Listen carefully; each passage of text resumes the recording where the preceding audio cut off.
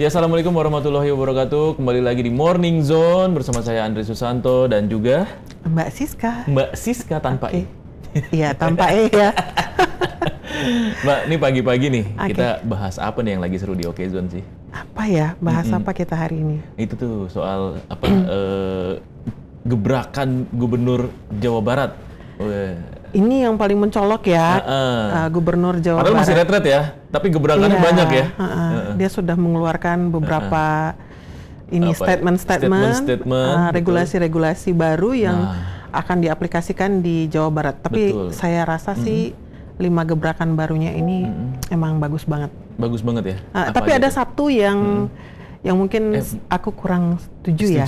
Oke, kita ulas kali ini gebrakan Kang Deddy ya. Iya. Luar biasa. Yang lain itu pada sibuk kemarin di retret. Saya lihat itu lagi ngelapin sepatu, lagi nyuci baju gitu ya. Kang Deddy bikin gebrakan ya. Langsung kasih statement gitu Langsung ya. kasih statement. Iya ya. Satset ya, cepet ya. Itu gimana tuh? Apalagi gebrakannya 5 itu? Yang pertama itu soal yang pemecatan kepala sekolah ya. Oh, yang di Depok. Tapi sebenarnya ini yang di Depok itu hanya satu studi kasus. Hal yang serupa itu akan terjadi ketika kemudian sekolah-sekolah under Jawa Barat melakukan studi tour di luar provinsi gitu ya, berarti ya. Ada baiknya. Jalan-jalan jauh ya. Betul. Pertama, menurut saya Jawa Barat itu punya potensi wisata yang sangat banyak dan beragam dan jauh lebih murah sebenarnya. Ya kan Mas ya? Iya benar. Banyak tujuan wisata, mau wisata budaya, mau wisata alam. Betul. Betul. Banyak gitu. Kenapa jauh-jauh gitu ya? Betul. Kenapa harus keluar provinsi? Benar. Yang kedua itu masalah ini ya, biaya ke orang tua, membebani. Terutama mungkin kalau misalnya mereka pergi kayak ke Bali mungkin ya, karena biasanya begitu ya study tour. Iya, study tour ke Bali. Zaman saya dulu sekolah juga ke Bali. Itu. Tapi ada satu kekhawatiran orang tua sebenarnya kenapa mereka mendukung yang untuk studi tour ini. Ternyata saya bertanya itu bukan karena masalah biaya di mereka, tapi masalah keselamatan anak-anaknya. Iya benar. Banyak kejadian ya. Banyak kejadian bus, masuk jurang, tabrakan. Betul, remnya blong gitu ya. Tidak dipikirkan oleh pihak sekolah. Betul, supirnya ugal-ugalan gitu. Ya, jadi beberapa orang tua yang kemudian saya tanya dan saya diskusikan masalah ini juga mereka sepakat untuk sebaiknya tidak usah ada study tour karena masalah kesehatan itu ya, masalah safety anak-anaknya gitu. Benar. Belum lagi kan masalah kalau misalnya anaknya punya penyakit bawaan, betul, ya kan? Terus kemudian obat-obatannya seperti apa, ada kebutuhan khusus, kayak gitu-gitu ya. Untuk anak SD dan sampai ke bawah gitu ya Mas ya. Concern orang tua itu lebih kepada kayak misalnya ada beberapa anak yang mungkin hiperaktif ya. Nah, kemudian ketika dilepas ke orang lain, takutnya pengawasannya kurang gitu. Betul. Misalnya satu guru itu ngawasin 5-10 anak itu kan udah keder sendiri gitu kali ya. Bebannya berat ya.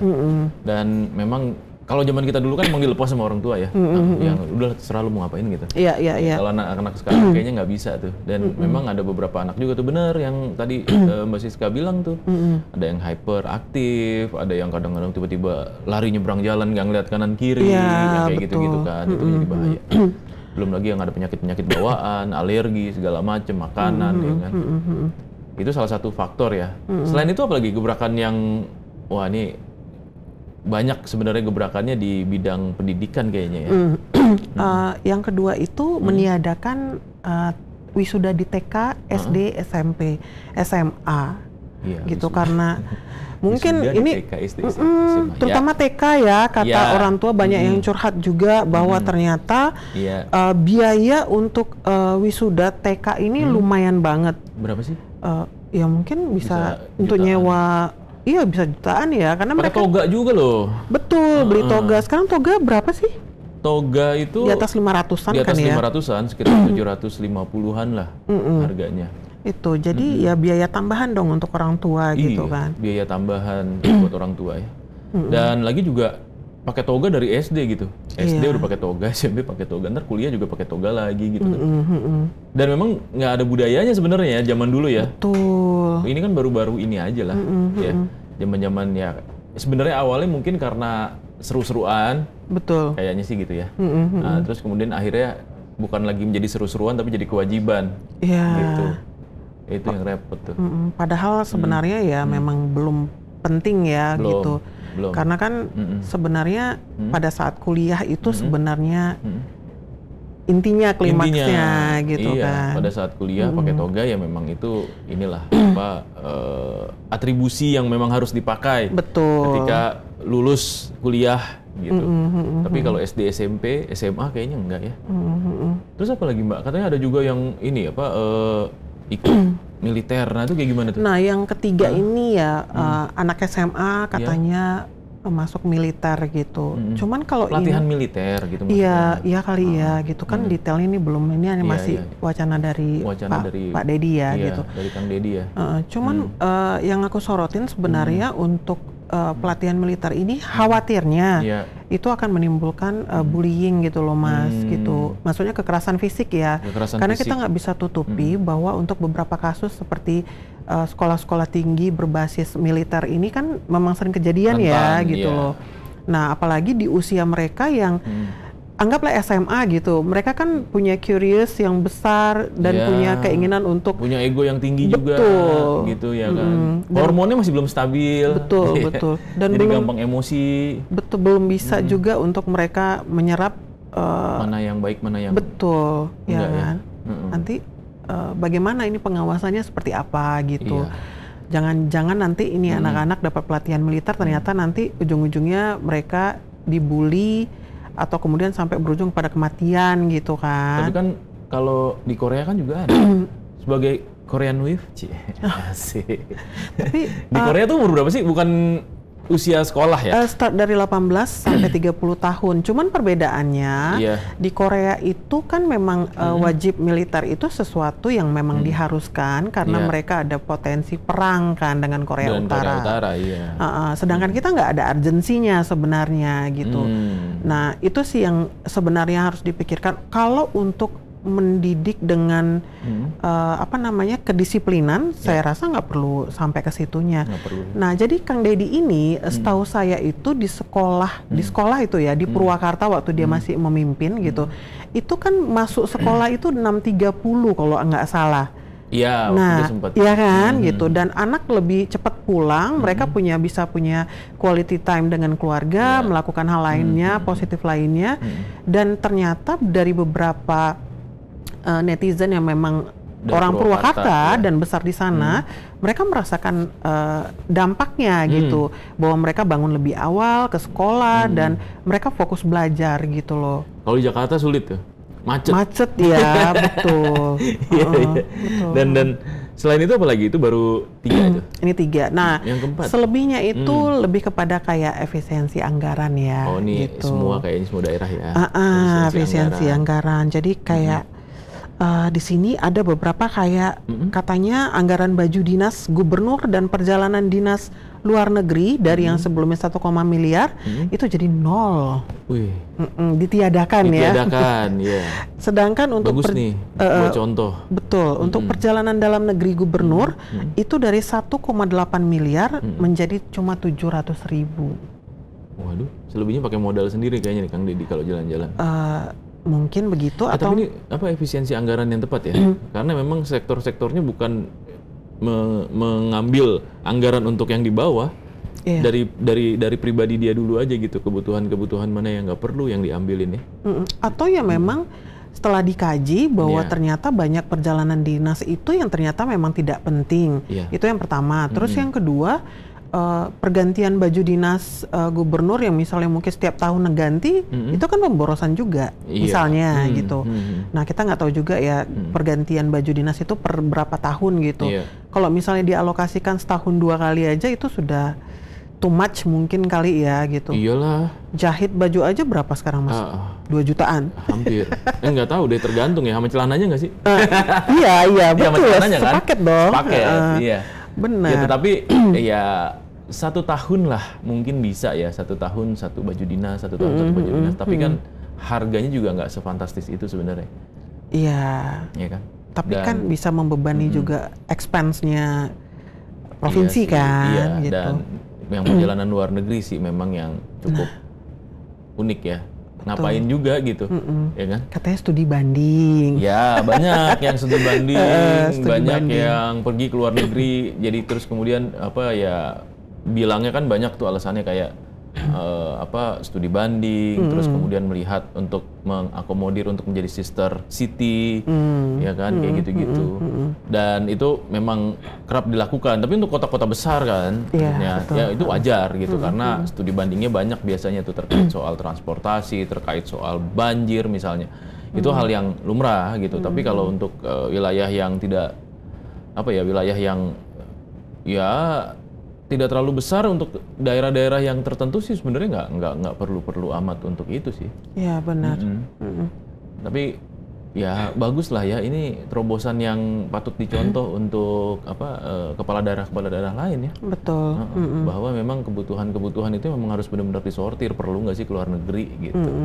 Misalnya tahun ini nggak ada budget untuk luar negeri, ya jangan ke luar negeri, ya kan? Masa iya setiap tahun budgetnya ada gitu kan. Akhirnya kan ada-adain tuh. Iya, betul. Gitu. Terus apa lagi, Mbak? Dan bisa aja kan kemudian aturan itu berubah ketika mungkin APBD kita di tahun itu bagus misalnya gitu kan. Jadi bisa dialokasikan untuk tahun depan. Dan katanya pemerintah daerah juga diminta pemerintah pusat untuk bisa melakukan investasi mandiri. Iya, betul.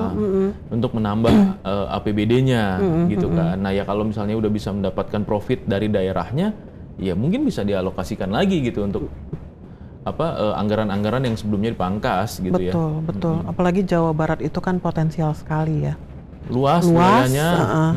Penduduknya banyak. Dan agak maksudnya agak strategis lah, bukan agak ya, memang strategis gitu. Dan sebagian besar warga Jakarta itu pun tinggalnya di Jawa Barat. Betul. Iya kan? Iya. Warga Citayam. Bogor, iya Depok. Benar, Depok. Itu Jawa Barat ya? Iya, Jawa Barat. Iya. Makanya. Iya, yang terakhir itu mungkin meredam gangguan ormas terhadap pengusaha. Oh, itu ada? Ada. Nah, ternyata ini kan kayaknya akan menghambat juga keberadaan ormas kalau misalnya mereka dibiarkan terlalu dominan gitu ya. Betul. Ya tergantung organisasi massa apa sih. Maksudnya tapi kalau kadang-kadang kan ada preman yang berbalut ormas. Nah, ini yang repot nih.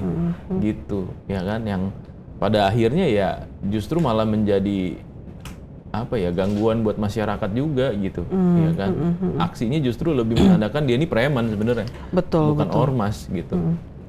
Kalau aku boleh kasih, itu udah 5 ya. 5. Kalau aku boleh kasih masukan tambahan sebagai 10. 6 aja, 6 aja, tambahan 1 nih. Kalau sebagai warga Jawa Barat gitu yang aku berharap bisa diubah itu adalah birokrasi pelayanan publik, Mas. Iya benar. Ini sangat ngejelimet untuk PR. Ganti KTP aja kita bisa sampai berhari-hari gitu ya, bisa seminggu. Belum lagi kalau katanya pas era-era saya ngurus sendiri KTP gitu, blanko yang nggak ada, ini ya gimana, itu ya begini. Jadi kita bolak-balik dan wasting time gitu. Jadi mungkin perlu ada reformasi birokrasi. Iya, dalam itu udah dari dulu publik. Cuman kok nggak jalan-jalan juga ya? Sempet jalan. Di awal-awal dulu pemerintahan presiden yang sebelumnya ya, tapi kesini-sini ya balik lagi gitu. Tapi kalau untuk Jawa Barat kayaknya nggak pernah berubah deh, Mas. Oh, nggak pernah berubah? Dari saya punya KTP Jawa Barat dari 15 tahun yang lalu, sepertinya masih begitu-begitu aja ya. Mungkin ini yang perlu diperbaiki. Sama pemerataan pembangunan. Kalau di Jawa Barat tuh. Iya, betul kan? Ya. Daerah-daerah yang isinya itu sebenarnya warga Jakarta yang terlempar ke daerah, itu banyak yang kurang diperhatikan, termasuk akses jalan, transportasi publik, ya itu paling penting tuh ya. Iya, karena Jawa Barat ini masih mengandalkan angkot ya, Mas ya. Iya, betul. Terutama Bandung nih, saya sebagai anak kita sebagai anak Bandung dulu kita di Bandung sampai sekarang loh masih angkot. Iya, masih, dan menimbulkan kemacetan yang sangat-sangat. Bukannya menolak angkot ya. Sebenarnya kalau misalnya bisa di organisir lebih rapih lagi gitu. Semisal nih kayak Jaklingko di Jakarta gitu. Itu kan lebih enak. Ya kan? Jadi mereka juga akhirnya tidak menghitung trayek itu dari jumlah penumpang. Tetapi lebih pada transportasi publik dan layanan publik gitu. Betul. Mungkin dibayarnya gajiannya bulanan gitu kan. Dan sebagainya macamnya itu kan bisa bisa dibuat lah gimana kira-kira tuh ya. Regulasinya, aturannya, terus kemudian dibuatlah fasilitas sarananya, berhenti di tempat-tempat tertentu, nggak berhenti sembarangan. Jaklingko kan gitu kan. Ada haltenya. Ada haltenya, iya. Jadi nggak berhenti di pinggiran dan segala macamnya gitu. Karena daerah di Pati Ukur itu sudah sangat macet ya. Terus di Bogor juga kali. Itu juga, ini nggak usah jauh dari Jakarta sih. Iya. Bogor tuh kayak gitu. Angkotnya tuh luar biasa gitu. Dan itu akhirnya jadi macet. Tambah lagi kalau weekend orang Jakarta semua ke Bogor. Makin-makin deh macetnya. Makin-makin gitu. Padahal wisatanya bagus, objek wisatanya banyak, puncak apalagi. Betul. Gitu kan, yang memang jadi destinasi gitu. Tapi ya kondisinya ya tetap akhirnya jalanannya hanya segitu. Sementara kendaraannya banyak banget, ya kan. Modifikasi lalu lintas juga nggak ngaruh banyak sebenarnya, mau ganjil genap atau apa gitu kan. Permasalahannya kayaknya bertahun-tahun itu aja ya. Iya, benar. Itu aja. Dan jadi ya pasti mungkin, udah tahu lah. Nah, tinggal gimana menunggu gebrakan selanjutnya gitu ya. Iya, untuk transportasi publik apa nih Kang Deddy? Ya kita tunggu ya. Nanti, ketika retret. Kita tunggu deh ya, semoga ada. Semoga ada.